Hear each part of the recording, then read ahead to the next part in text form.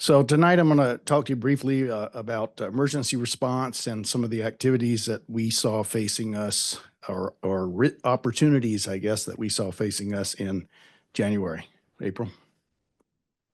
So in January, we had three, what I would consider sort of big events that faced SCV Water that we had to tackle. Not all were, quote, an emergency like a wildfire, but they all resulted in us having to take action to respond accordingly. So those three events are the planned DWR shutdown, which, as you may recall, was scheduled to be January 6th to the 13th, and then followed by another 1-week shutdown about a week later. And there was a high wind event, which overlapped much of the DWR shutdown in early January. And then there was the Hughes wildfire, which jumped on us towards the end of January, April.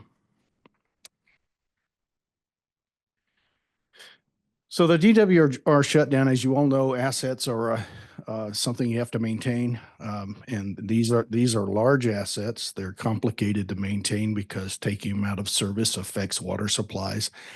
So the planning for these type of shutdowns for the maintenance of these assets takes place months, if not years, in advance of the actual shutdowns. As we worked towards this shutdown, some of the things that staff went through as far as how we planned for it, what we did during it, and then what happened after, I'll go through in a minute. But I did want to point out these two pictures. This is from some of the work as it was first happening. There's a 78-inch bulkhead that's being removed from Vault 3 on the left picture. The right picture is showing workers getting ready to install some locking pins in a 42-inch valve, which is the valve for SCV Water's turnout. Next slide, please.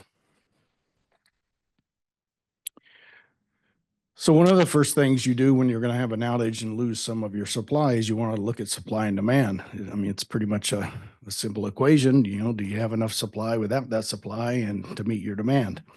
And there are a lot of tools you can use to balance those two numbers. So we looked at that and we determined, we have over 200 million gallons of storage. This is in distribution reservoirs, the small 1-2 million gallon reservoirs you see throughout the valley, as well as the larger clear wells we have at both water treatment plants. We have about 20 wells operational that'll produce nominally about 30,000 gallons a minute. And so we looked at those things and did some math and determined that, we thought we could make it once we put all the pieces together. One of the obvious things you do when you're going into a shutdown is you plan to have all of your storage full. So that's a sort of a tricky task because demands are happening all the time and you can't really control that, but staff does a pretty good job of getting us in the high 90% ranges usually when we go into these shutdowns. One of the other things that we worked on with regard to the operational aspect of this was some of our ability to move water across the valley. So during the weeks prior to the shutdown, staff was operating systems and pumping wells into what was formerly the wholesale backbone throughout the valley as a means of testing, can we move water from here to there? And it worked as we knew it would. But that's something that really wouldn't have been easily doable in the past. But as we've reported before, we have moved from having 7 operating permits with the Division of Drinking Water to currently having 1. And that permit allows us that flexibility and gives us a lot of resource to use during these situations. Now, outreach was a whole nother side of the equation, and that didn't really fall on me, but we were certainly aware of what was happening. Kevin's group, the communications team, as well as Matt Dickens' group in conservation, we're heavily involved because the other piece of the puzzle in supply and demand is demand. And we knew to be safe that we wanted to encourage and ask customers to stop irrigation for that week. That's part of the reason you typically do it in the winter is you can easily not irrigate for a week in the winter, which you might not want to do in August.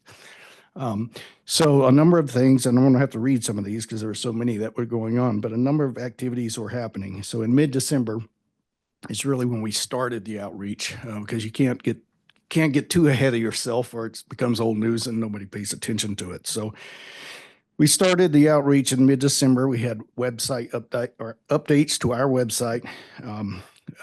Kevin belongs to a public information officer group within the valley that he communicated with to update that group on what was happening. Press releases went out, an e-blast newsletter went out to customers. Just before Christmas, Conservation reached out to what they call their Rapid Response Network. And yes, this acronym came from Mac Dickens, and he's the guy for those. But it's essentially a fairly small group, probably less than a couple dozen, of large irrigation customers. So this might be the county, the city. They have huge landscape areas. It might be other large landscape entities and HOAs. And this group is a group that Matt has direct contact with, one-on-one contact that's been cultivated and nourished over the years to where he can pick up a phone and ask this group to do something when we need them to.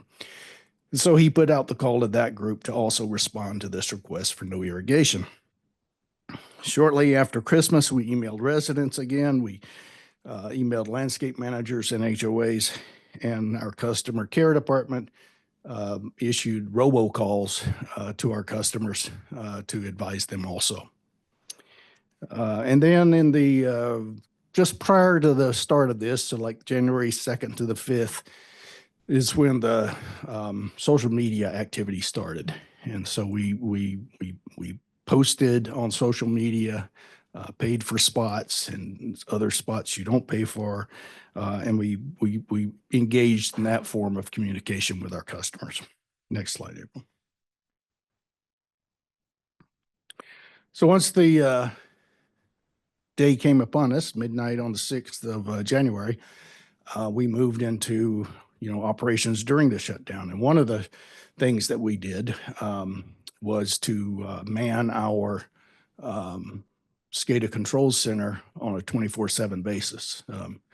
We don't normally do that. Our systems are very automated. They have paging abilities to reach out to people based on things happening in the system. So typically we have people on call, but we don't have somebody sitting there watching that screen 24 hours a day. But in this case, we did, because one of the challenges during this type of an operation is that normally your tanks will cycle. Tank fills up, things turn off, tank drains to some point, turn on, fill up. Well, in this case, we didn't want to shut off anything, really. We wanted as much water in the system as we possibly could. So when tanks began to get full, operators would fine tune the system by basically forcing other pumps on to move that water somewhere else, so that we could maximize the source of supply, which in this case was groundwater, to the greatest extent. And we also, during that time period, we also continued to outreach to customers through our customer care department and through emails and so forth. Next slide, April. Oh, well, that's fine. But I will point out that, so this shutdown was supposed to go from the 6th to the 13th. During the middle of that, we all know what was happening over the hill in Los Angeles. And so the windstorm was upon us and was happening there, and the fires were happening. So a decision was made by Metropolitan and Department of Water Resources to curtail the work being done and try to button things back up and put the system back to ability for water users to take water, including us. That work started on the 8th of January, and sometime in the late evening of the 9th is when we, Santa Clarita Water, were able to start taking water back into our system. So at that point, we were not curtailing use anymore, and so we issued notices to customers to be able to let them know that they could be in irrigation of their lawn if need be.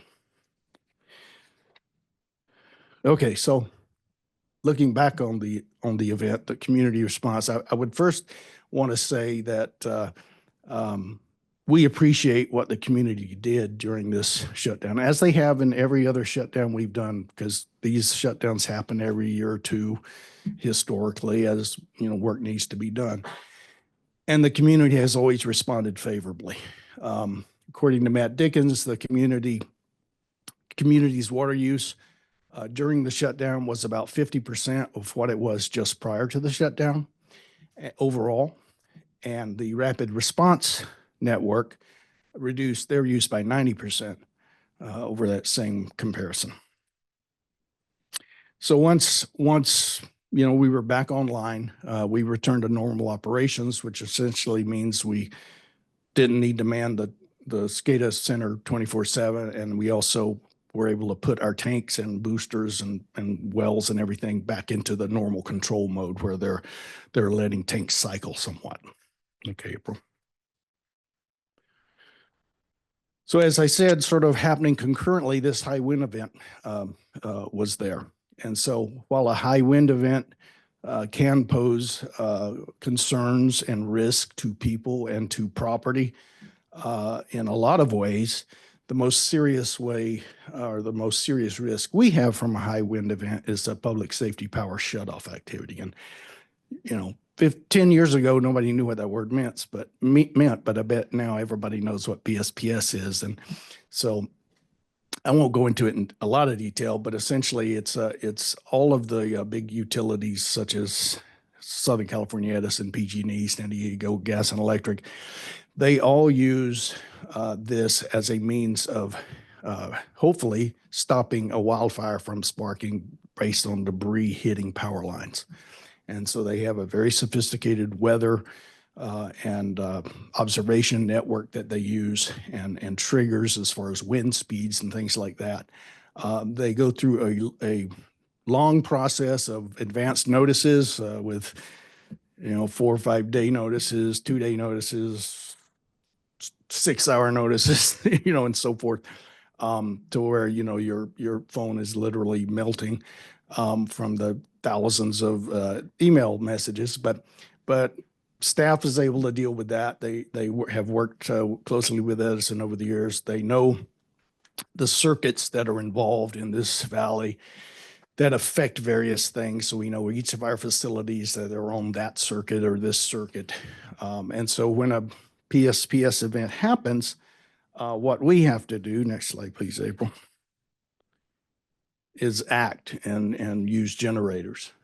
This slide sort of gives some of the timelines. We started getting those early notices around the 3rd of January.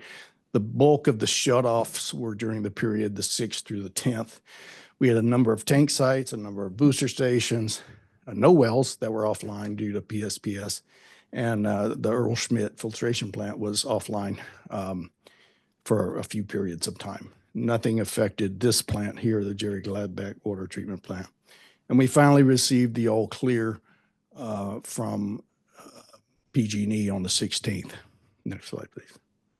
So as I said, when the power goes out, we evaluate the need to move equipment there. We're essentially a tank-based system. So we have tanks on hills that provide the water pressure and the water to communities. So when a pump or a booster or something goes out, it generally is not an immediate impact to customers.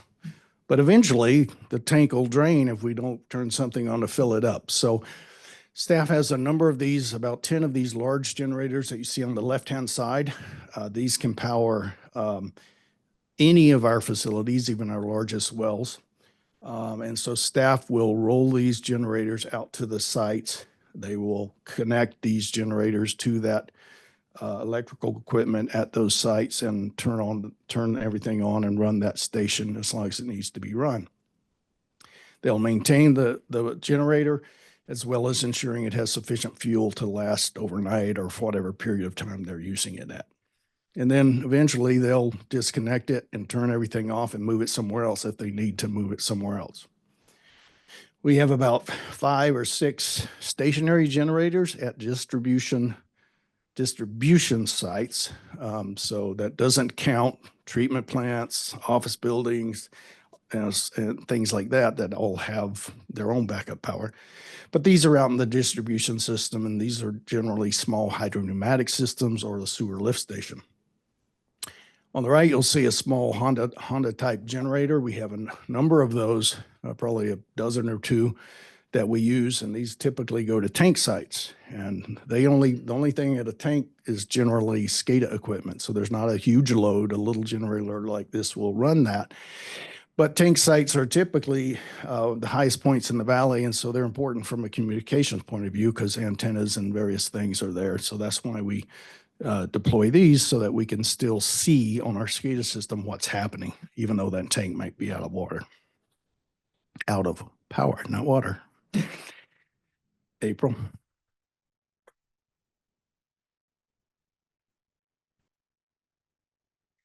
All right, so the Hughes wildfire. This isn't quite as snappy a picture as that first one I had, but it's still from the Earl Schmidt treatment plant, and you can see the fire shortly after it started.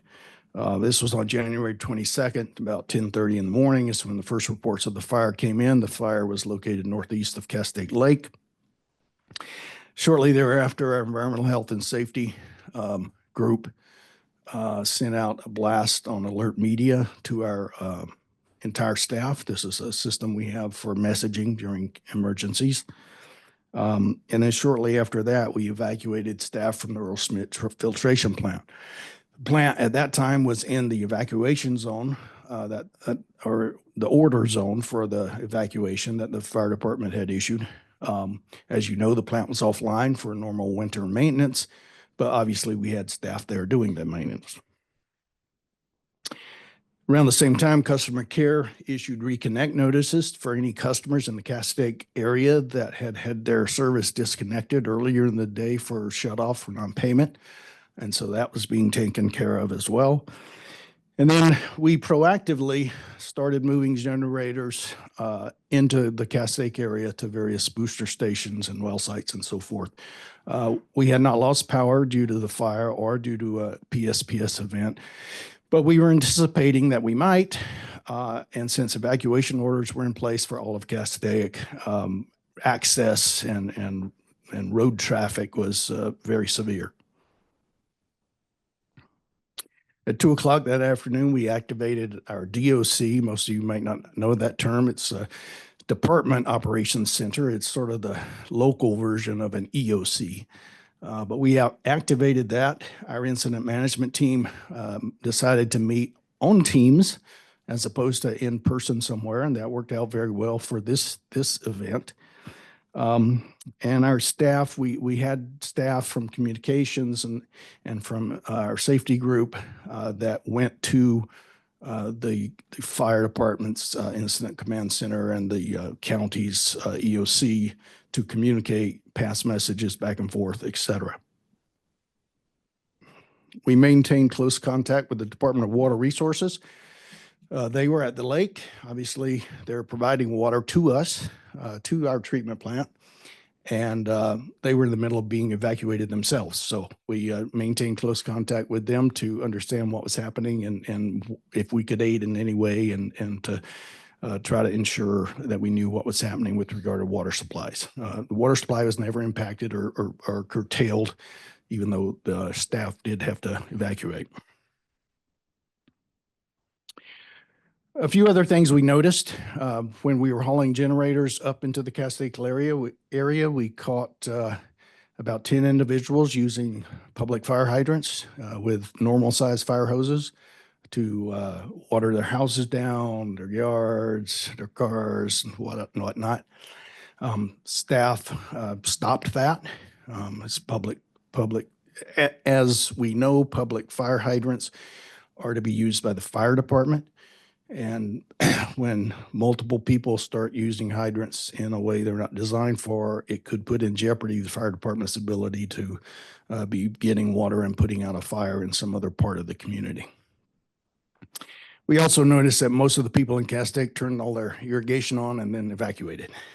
And interesting note from that is later that afternoon, once it looked like the fires were getting under control and something, the customer service was overwhelmed with calls for people wanting us to go turn off their irrigation.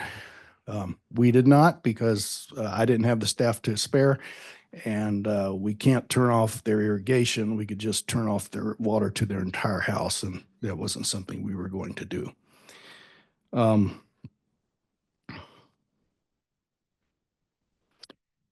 Also, during this time, our communications group was busy communicating, passing information back and forth, as I said, to the city and the county, but also trying to deal with misinformation that was out in the community. A couple of things to that I would point out. We did have a tank that was offline in Castaic, our Ridge Route tank. It was offline for painting.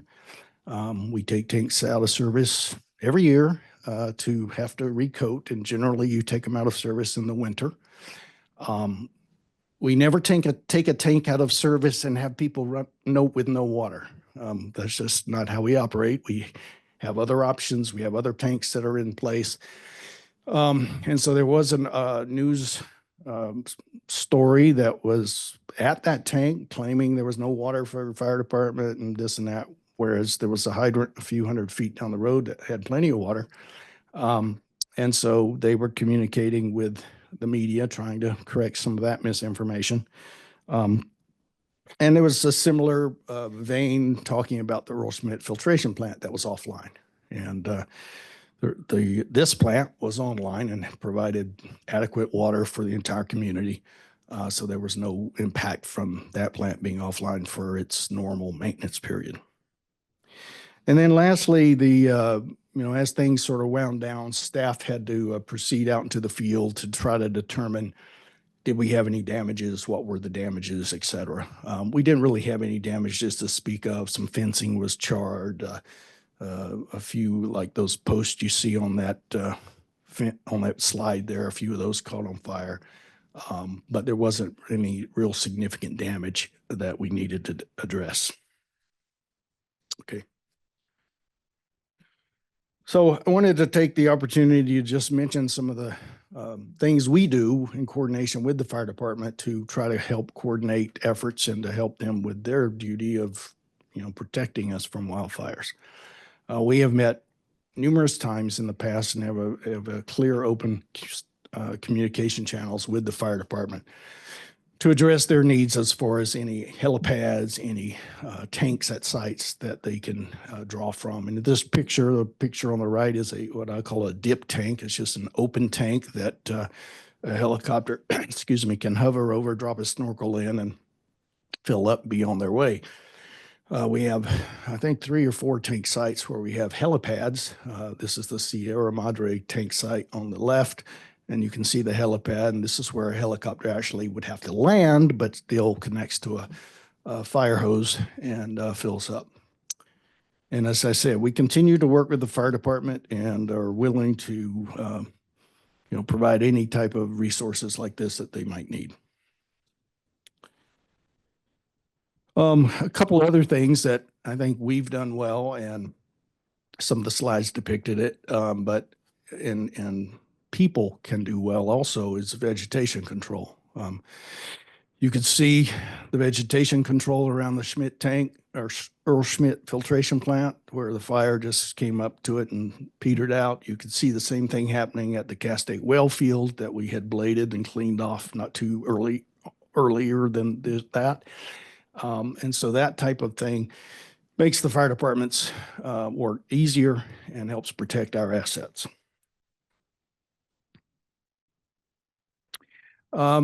Questions have been raised shortly thereafter, and currently I think customer care gets questions every day from customers wanting to know about fire hydrants. Does my fire hydrant work? How do you know? Is it ever looked at? I haven't seen anybody do anything with it for 40 years. And besides our crews being very stealthy and, getting in there and whatnot, the hydrants are looked at and worked with. We have a program in place with our crews where we try to reach at least 20% of our hydrants every year. And this is like for a full maintenance thing, including painting, et cetera. But the bigger touch is probably the fire department themselves. As one fire captain said, he said, I have a lot of guys sitting in here. Unless there's a call, they don't have anything to do. So we like to send them out and check hydrants. And so, we curtailed that somewhat back in the day in the drought because there's a lot of water potentially wasted. But that has been reactivated. We have provided equipment to each fire station in the Santa Clarita Valley, and this includes things such as the proper food grade lubricant that you need to use on a fire hydrant for the stem. Excuse me. And also, I would just call, there's probably a technical name for them, but it's just a brass plate with holes in it for the nozzle, so that you're not opening a hydrant full bore. You can open it with just a fire hose worth sticking out and know the hydrant works. So it lets them exercise the hydrant, but also saves water. And so that is all happening. And the fire department is very prompt to get back to us and tell us, hey, there's a problem with this hydrant on this location. And then our crews will go out and fix it. We have hydrants that are hit by cars every day. And those are generally fixed either the same day or the next day. So there are no large number of hydrants that aren't working or that we aren't dealing with promptly. April. Just one thing on mutual aid. So mutual aid is you probably know, is comes into play after the event. So when it's over, you're figuring out how to recover and it's beyond your abilities, you seek aid from others. We didn't need any aid during the Hughes fire, as I said, because we didn't have anything really messed up. But we do belong to a mutual aid group, the CalWARN, this California Wastewater Agency Response Network. And they did put out a call during the, shortly thereafter, to deal with the Eaton fire. And some of the entities in the Pasadena area needed help. We were ready to send a crew down there to assist them as they needed. But ultimately, we weren't asked, we were not needed. And so that, to me, that's one of the benefits of mutual aid, because when these things happen, everybody wants to help. And the local agency that's trying to recover, they can be overwhelmed with staff and resources, and they don't have the ability to manage it. Whereas a mutual aid entity like CalWARN can meter that resource in. In fact, I was talking to one of the people with CalWARN, and they said they had agencies from New York that wanted to come out. And so it's a lot of people want to help, but usually it's more than you can deal with, because you still have to be able to tell those people what to do, where to go, how to do it. And when you're a small water company, you don't need 100 people, you need 10 maybe. So, all right, April. And the last thing I wanted to point out is what I'm calling resources for residents. The fire department has a nice glossy pamphlet called Ready, Set, Go. I believe each of you have one of these. This is something they put together to help the public prepare a personal wildfire protection plan. Next slide, April. So it's divided into 3 parts, 3 words: ready, set, go. Ready is where you create a defensible space around your home. One of the fire captains I was talking to said, we all have a lot of stuff, and most of that stuff's on the outside of our house, around our house. He said, and that's what burns and catches on fire. So people need to do a better job of creating defensible space around their home. That may also include landscaping, different types of landscaping choices, or pruning things differently, so that you're protecting the house. It can include things such as your attic vents and screening, and trying to design things so that embers don't get into your attic. The set part of it is involved in creating a wildfire action plan. And this includes a document where you write down all your important phone numbers, important things you don't want to forget. It might be insurance papers, it might be prescriptions, it might be photos. Because when it's on the news and you're being asked to leave the house, you're not going to sit down and think about all these things. So this is an opportunity to create that plan ahead of time, put it on the refrigerator, and have it ready to go. And then the go part, one fire captain told me, he says, if you get to the go part and you haven't went, you're too late. He says, go as soon as you can go. Don't wait for an order. Go as soon as you can go. And certainly when an order comes, evacuate. It helps the fire department save lives. And it also frees up the roadways so that the fire department can move around the community to fight the hot spots and protect homes. And with that, I'll be happy to answer any questions.